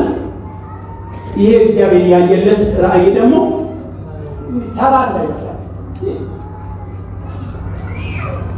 ይሄ እሑድ ተሰብኮ ወንድም ተረፉ ሰብኮ ወንድም ደግሞ ሰብኮ ወይም የእግዚአብሔር ሰዎች እዚህ ያሉት ሰብከው በአነሳስተው መንፈሳችንን የሚያደርጉት ሳይሆን እግዚአብሔር ለእኛ የሚናገረው ተስፋ ኢቨን ከዚህ ዘመንና ትውልድ በፊት ምናልባትም ለእነ ወንድም ተክሌ ከዛም በፊት ለነበሩ ሰዎች ለሐዋርያት ከዛም በፊት ለነቢያት እስከነ አብርሃም ድረስ ታሪክ ያለው ነገር ነው። እኛ የሆነ ቆራጣ ነገር አይደለም። ለምሳሌ አሁን ስሙ ዮሴፍ 11 ከዋክብት ጨረቃና ፀሐይ ሲሰግዱልኝ አየሁ፣ 11 ነዶዎች ሲሰግዱልኝ አየሁ የሚለው በእንደዚህ አይነት አቀማመጥ በእንደዚህ አይነት አገላለጽ ለዮሴፍ መጣለት እንጂ ያ ተስፋ እግዚአብሔር ለቅድመ አያት የዮሴፍ ቅድመ አያት ማለት አብርሃም ነው። አባቱ ያዕቆብ ነው፣ አያቱ ይስሐቅ ነው፣ ቅድመ አያቱ ደግሞ አብርሃም። እግዚአብሔር ለአብርሃም ምን ብሎት ነበረ? አብርሃም ዘሩ ባልሆነ አገር ላይ ለ400 ዓመት ወይም ለ4 ትውልድ ባሪያ ይሆናል ብሎት ነበር። ለማን? ለቅድመ አያቱ ለአብርሃም። ያቺ ቃል መፈጸሟ ግድ ስለሆነ ተንከባላ ዮሴፍ ጋር መጣ። ዮሴፍ ያቺን ህልም አይቶ ከዚያም በኋላ በዛ መከራ ውስጥ አልፎ ሲመጣ እዛ ግብፅ ቤተ መንግስት ሲገባ አንድ በአምቢሽን በስሜት በፍላጎት ላይ የመጣ በጥበብ በቴክኒክ የመጣ ሳይሆን የሀሳብ የመጣው መምጣት ወይ ባክ እዛ አብርሃም ጋር ተነግሮ እንዲህ ተሽከርክሮ የመጣ እዚች ቤተ ክርስቲያን የሚከናወን ነገር ሰባቱ አጣፍጦ ተናግሮ ያመጣልን ነገር ሳይሆን እግዚአብሔር የዚህ ወደኋላ ቢሄዱ ረጅም ታሪክ ያላቸው ናቸው። አሜን። እዚህ የሚነገር ስብከትም ሆነ ንግግር ተራ አይደለም። ወደኋላ ቢሄድ የትና የት ታሪክ ያለው ነው።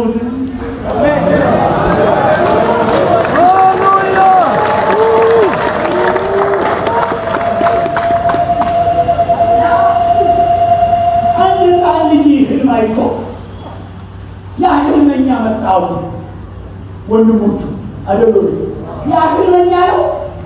ዮሴፍ ጋር የበቀለ ነገር ነው ያ አይደለም። በጣም ረጅም ታሪክ ከኋላ የተሸከመ ነው። የአባቶችን መንፈስ፣ የያዕቆብን መንፈስ፣ ሃሌሉያ፣ የይስሐቅን መንፈስ፣ የአብርሃምን መንፈስ የያዘ ነገር ነው የመጣው እንጂ አንድ ህልመኛ ያመጣው አይደለም።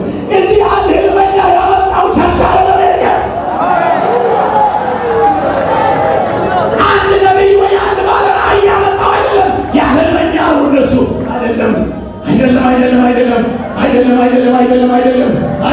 አይደለም። በሐዋርያትና በነቢያት መሰረት ላይ ታንጻችኋል። የማዕዘኑ ራስ ክርስቶስ ኢየሱስ ነው። ሃሌሉያ። ወደ ወለደቻችሁ ወደ ሳራ ወደ አባታችሁ ወደ አብርሃም ተመልከቱ አለ። እኛ እዚህ ጋር አይደለም ታሪካችን በጣም ረጅም ነው። የቤተ ክርስቲያን ተስፋ ትልቅ ነው።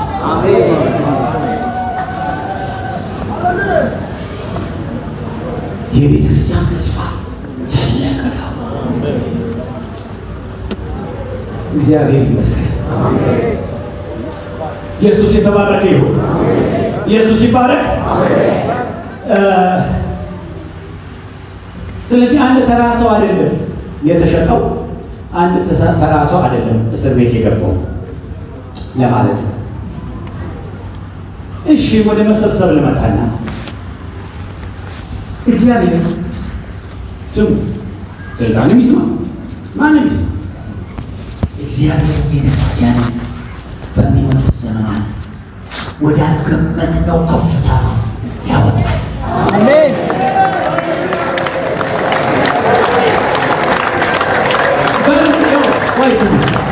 እንዳታጨበጭቡ የሚያደርጋችሁ ምናልባት በቤታችሁ ከሎጥ ጋር ያለ ክርክር ከሆነ ወይም ከሚስታችሁ ከሳራ ጋር ያለ አምቧጓሮ ከሆነ በጣም አዝንላችኋለሁ፣ ግን እኔ እናገራለሁ።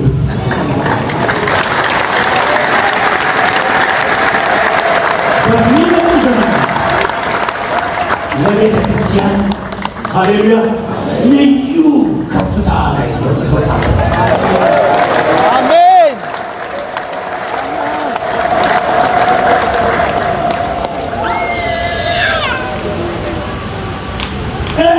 ሂሳብ እነሳ እንዳትሰሩ። ይህ ወንጌል፣ ይህ ኢየሱስ የሞተለት ወንጌል፣ ይህ ሐዋርያት ግማሾቹ ተዘቅዝቀው የሞቱለት ወንጌል፣ አሁን በምድር ላይ ያሉ ሰዎችም የተራቡበት፣ የተጠሙበት፣ የተሰደዱበት ወንጌል፣ ከሁሉ በላይ ኢየሱስ የሞተለት ወንጌል እቺን ምድር ያጥለቀልቃል። ሃሌሉያ።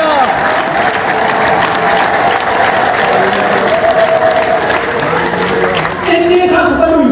የተስፋ ቃል እንዴት አይባልም? አይደለም ወይ?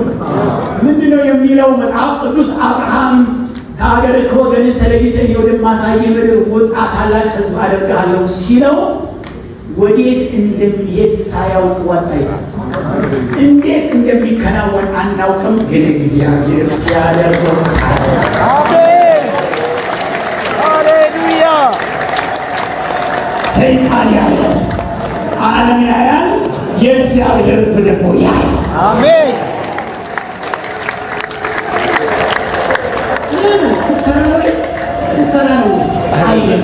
መጽሐፍ ቅዱስ በማቴዎስ ወንጌል ምዕራፍ ምዕራፍ 24 ላይ ቁጥር 14 ለዓለም ሁሉ ምስክር ይሆን ዘንድ ይህ የመንግስት ወንጌል በዓለም ሁሉ ይሰበካል፣ በዚያም ጊዜ ፍጻሜ ይሆናል። መደምደሚያችን ይሄ ይሆናል። ስለዚህ የቤተ ክርስቲያን ተስፋ ይሄ የሁሉ አለው። ቤተ ክርስቲያን ማን ወለደልኝ? እነዚህ ሁሉ እንዴት መጡ ትላለች። አገር በአንድ ቀን ይወለዳልን? ሕዝብስ በአንድ ቀን ይወለዳልን? ጽዮን ግን እንዳማጠች ወዲያው ልጆችን ወልዳለች ስለሚል አገር የሚወለድበት ሃሌሉያ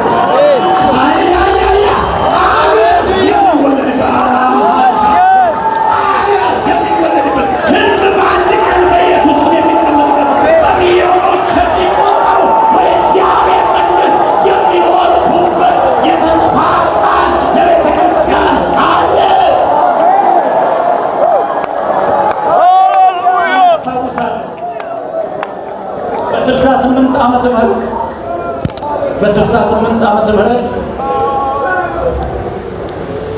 እኔ ለወንጌል ስራ ወጣሁበት ዓመት እኔ አንድ ጨፌ ዶንሳ የሚባል በዚህ በደብረ ዘይት በኩል ሄጄ 4 ሰው አጥምቄ ወንድም ተክሊ ሳክሮ በስነ ስርዓት ሳክሮ ከደስታ የተነሳ ሳክሮ ከዚህ 46 ቀበሌ ላይ አንድ ክላስ ላይ ለጥፎ በማርከር በ1968 ዓመተ ምህረት አዲስ ክብረ ወሰን 4 ሰው በኢየሱስ ተጠመቃል።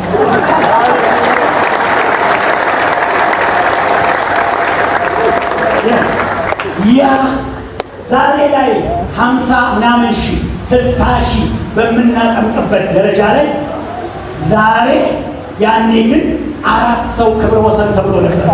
ዛሬ ደግሞ 60 ሺህ የምናጠምቀው ገርሞን ያለን ሰዎች 6 ሚሊዮን በአንድ ቀን ስናጠምቅ ደግሞ ይታያል። አገር በአንድ ቀን ይወለዳል ወይ?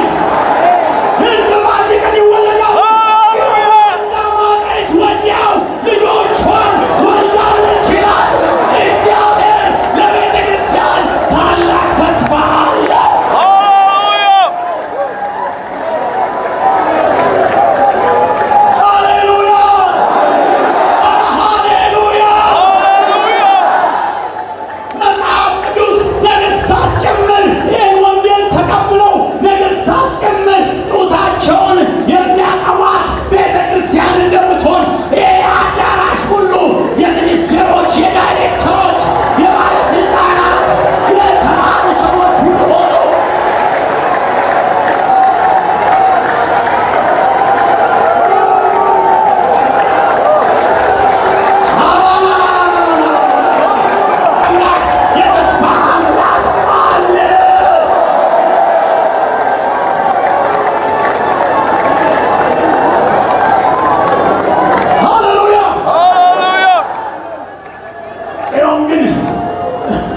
እግዚአብሔር ትቶኛል አለች። በውኑ ሴት ለተወለደው ሕፃኗ ትረሳ ዘንድ ትችላለች? እሷ ትረሳ ይሆናል፣ እኔ ግን አልረሳሽም፣ በእጄ መዳፍ አረጥሻለሁ። ሃሌሉያ ሃሌሉያ ሃሌሉያ ሃሌሉያ። ሰበከውን ደግማለሁ። እግዚአብሔር እየሸፈነ ይሰራል። ትሰራለህ። ምርቃት ቀርቧል። ትለወጫለሽ፣ ትለወጣለህ። ድንጋዮችሽን ሸራንሜ እሰራለሁ፣ በሰንፔር እመሰረትሻለሁ። ያለ አምላክ እግዚአብሔር ሕንፃ ይሰራል። አንቺን ይሰራል፣ አንተን ይሰራል፣ እኔን ይሰራል። በሰማይ ያዘጋጀናል። ሃሌሉያ ይሰራል፣ ይሰራል። የሚሰሩ ሰዎች አሉ። ብዙ አገልጋዮች ይወጣሉ። እሳት ነበልባል የሆኑ ጳውሎሶች ይወጣሉ። የመጨረሻው ዘመን በመጨረሻው ዘመን ቅባት ተቀብተው ይችን ምድር የሚያናውጡ ሰዎች ይነሳሉ።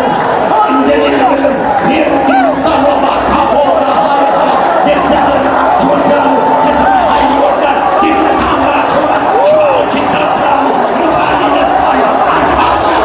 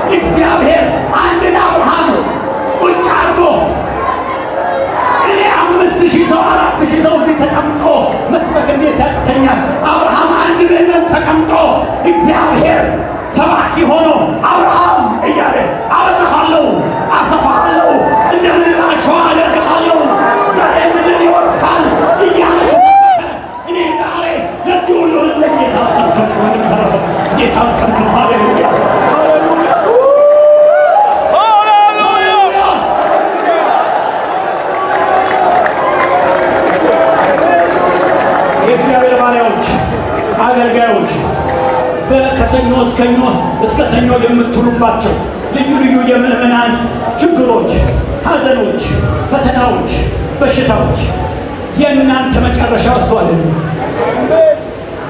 እከሌ ቤት ሄዳችሁ የምትጸልዩት ጸሎት፣ እከሌ ቤት ሄዳችሁ የምታጽናኑት ማጽናናት፣ የከሌ ሕይወት ተሰብሮ የእሱን ነገር ለመጠገን የምታደርጉት ነገር እሱ የቤተ ክርስቲያን ታሪክ አይደለም።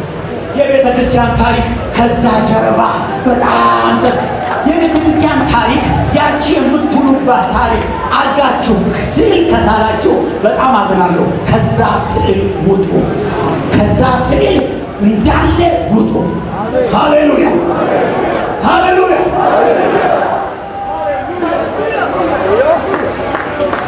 እና ያንን ከሰኞ እስከ ሰኞ ከሌ ቤት የምታዩትን ችግር፣ ከሌ ቤት የምትሰሙትን ነገር፣ ከሌ ቤት ታሞ ያለውን ከሌ ቤት እሱን አትድረሱለት አለ። እሱን ድረሱለት።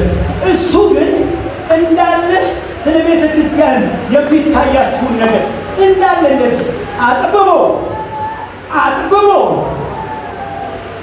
ሰማይን የሚያህለው ነገር አውርዶ ስልቻ ውስጥ ከቶ ከስልቻ አሳንሶ ፌስታል ውስጥ ከቶ ከፌስታል አሳንሶ እንደገና የሆነች እጅ ላይ ከቶ እጅን ካሳየባችሁ አዝናሉ። እሱን ዛሬ በትኑና እግዚአብሔርን ስፋት ይሉት። ሃሌሉያ። እግዚአብሔር ለቤተ ክርስቲያን ሃሌሉያ። እኔ ልናገረው የማልችል እኔ ደካማ ወንድማችሁ በዚች ደካማ ቃላቴ ልገልጠው የማልችል እጅግ እጹብ ድንቅ ጆሮ ሊሰማው የማይችል አፍ ሊናገረው የማይችል አእምሮ ሊያስበው የማይችል ድንቅ ነገር እግዚአብሔር ለቤተ ክርስቲያን አዘጋጅቷል።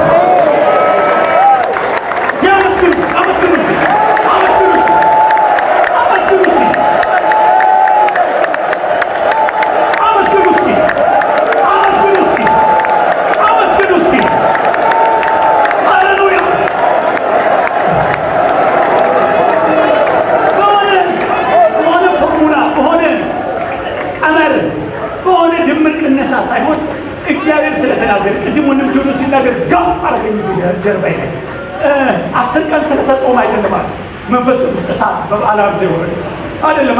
ይህ በነቢዩ በኢዩኤል የተባለ ነው አይደል? ምኑ ነው የተጠቀሰው? ያለው 10 ቀኑ አይደለም የተጠቀሰው። የሰዎቹ በጣም በቃ ልባቸውን ለእግዚአብሔር መስጠታቸው አይደለም የተባለው ነገር ነው። ጉልበቱ ላይ ነው የተስፋ ጊዜ። አሁንም መንፈስ ቅዱስ ይወርዳል ስንል ምን አድርገን ይወርድ ይሆን? ምን ሰርተን ይወርድ ይሆን?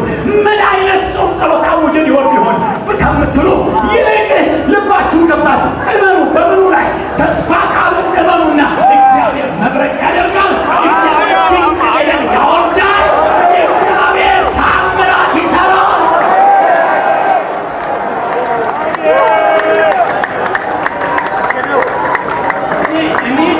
እንደኔ ከሆነ እውነት እዚች ቤተክርስቲያን የገሃነም ደጆች የማይችሏት ማን እንደሚሰራባት እኔ እሰራለሁ ያላት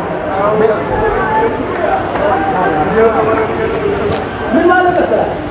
አሁን እኔ ዛሬያችን ትንንሽ ነገር እንኳን እጅን መስበክ ነው እንደው አኩርቴ በተው ማለት ኮንትራክት ተቆል እቺ ጀጅግን ማለት አለባት ቀጥ ጨርሶ ምርቃቱ ይተናል። ይብላኝ እንጂ ሃሌሉያ ይብላኝ ለኔ እንጂ እኔ ሰነፍ ከኔ በላይ ሰው የለም ብዬ እኔ እኮ ባልሰው ከዚህ እሺ ቤተክርስቲያን ጨለማ ነው የሚልባት ብል እንደው ሰይጣን ፈትሞኝ እሺ ነው ብሎ እኔ ሲሄድ ከኔ 10 እጥፍ እሳት ነበልባል ሆኖ አስነስቶ አይኔ እያየ እግዚአብሔር እየሰራ በእለቱ ቦስ እችን ቤተክርስቲያን አጠናቆ ለምርቃት ያደርሳታል።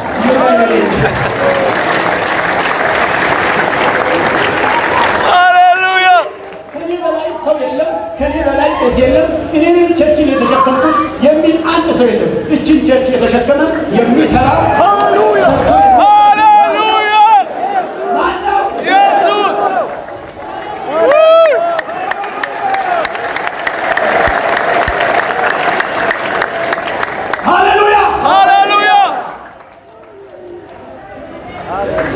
ተመስገን። እስቲ አንዴ ቁጭ በሉ። ወንድም ተረፈ ከአንተ ሌላ ሰባኪ የለም አለኝ። እኔ እንግዲህ ያው ስነ ስርዓት አስተማሪ ነኝ። በጊዜ ጨርሱ ነው ብለው ግን ያው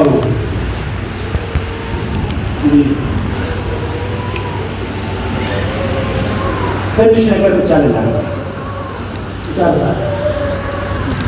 የቤተ ክርስቲያን ተስፋ እንዲህ ከሆነ እኛ ምን እናድርግ?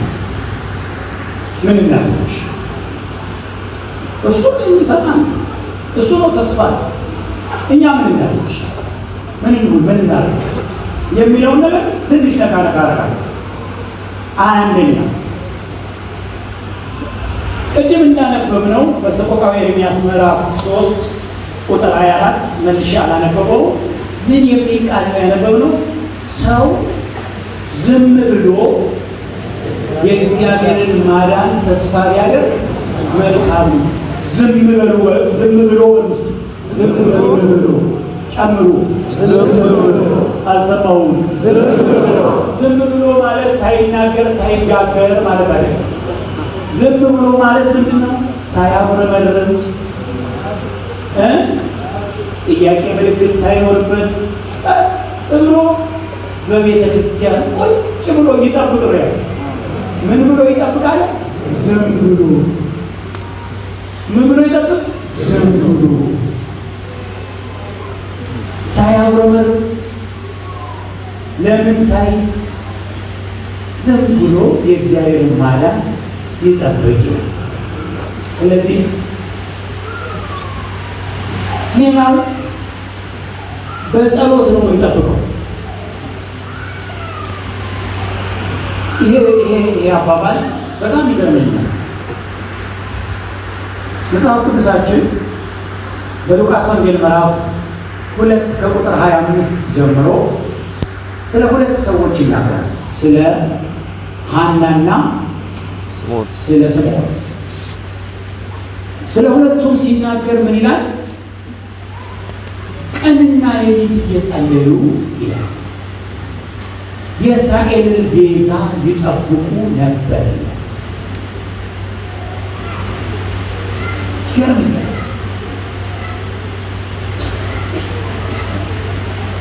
እዚህ መጽሐፍ ቅዱስ የምታውቁ የምታጠኑ ሰዎች እነዚህ ሁለት ሰዎች የእስራኤልን ቤዛ ተስፋ የሚጠብቁ ሰዎች የኖሩበት ዘመን እድለቢስ ዘመን ይበል፣ የጨለማ ዘመን 400 ዓመት ነቢይ ያልተነሳበት እስራኤልን ከአምላኩ ጋር ፍጹም የተለያየበት ነው። በዛ ውስጥ እነዚህ ሁለት ነቢያት በጨለማ ውስጥ ተስፋውን ይዘው እጅን ተስፋ ሳናይ አንሞትም ብለው እየጸለዩ እግዚአብሔር ያንን የሚጸልዩበትን አሳያቸው። ወንድሞች፣ እህቶች፣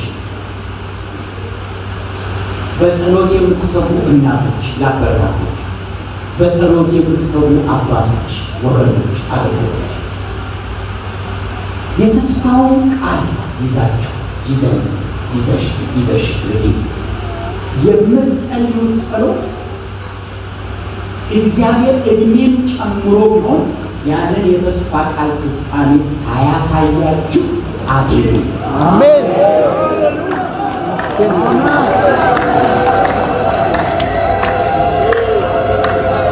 እስቲ አንድ ነገር ልንገራችሁ። እስቲ ያች ሐና የተባለችዋን ሴት እድሜ ደግሞ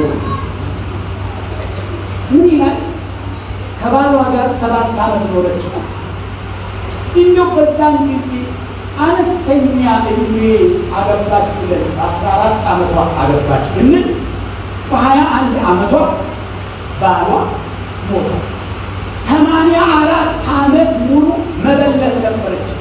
84 እና 21 105 ዓመት ዘናጭ ሴትዮ የምትሰማ የምታይ ክርስቶስ ሲመጣ ሲወለድ በደንብ አይታ አሁን በቃኝ ያለች ያን ጊዜ ሁሉ ስትኖር እግዚአብሔር 105 ዓመት አሮጊት ቀላቢ የሌላት ደሞዝ የሌላት ቫይታሚን የሌላት ፕሮቲን የሌላት ሴትዮ 105 ዓመት ዕድሜ ቀጥሎ ያንን ያሳየ አምላክ ዕድሜም ቀጥሎ ቢሆን የጸለያችሁበትን ያሳያል።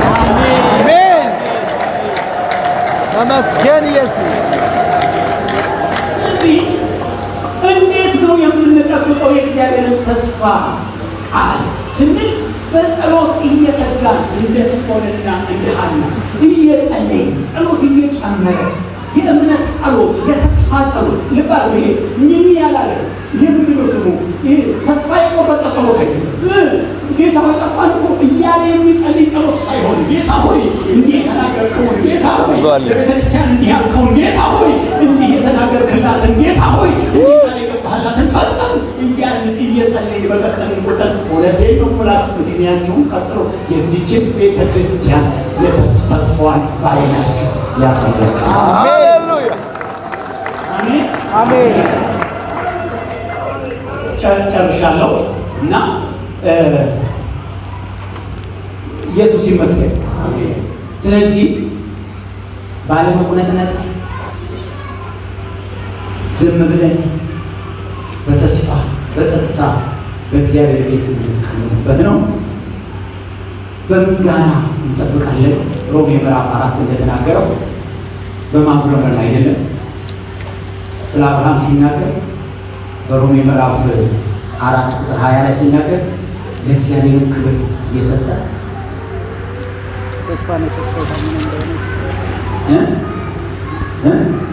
ለእግዚአብሔር ክብር እየሰጠ የተስፋውን ቃል እንዲፈጽም አጥብቆ እየተረዳ በማመን በረታ እንጂ ባለማመን በእግዚአብሔር የተስፋ ቃል አልተጠራጠረም ይላል። ስለዚህ እየጸለይን እያመሰገን በጸጥታ በመተማመን እግዚአብሔርን እንጠብቃለን። እግዚአብሔር ተስፋውን ያሳየናል። የተስፋ አምላክ ይባርካችሁ።